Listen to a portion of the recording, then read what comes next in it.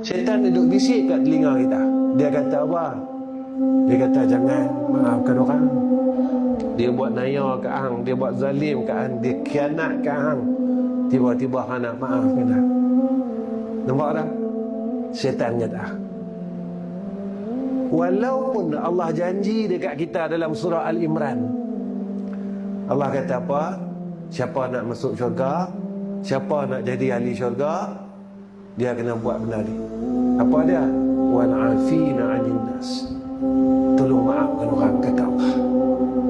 Kalau orang boleh maafkan orang, maka sifat ahli syurga tu ada kat hang. Dan syurga ini tunggu hang. Kita layak menjadi ahli syurga kerana kita sanggup membayar kesakitan memaafkan orang lain ini. Kerana apa kita sanggup tanggung sakitnya? Ya Allah, aku nak masuk syurga.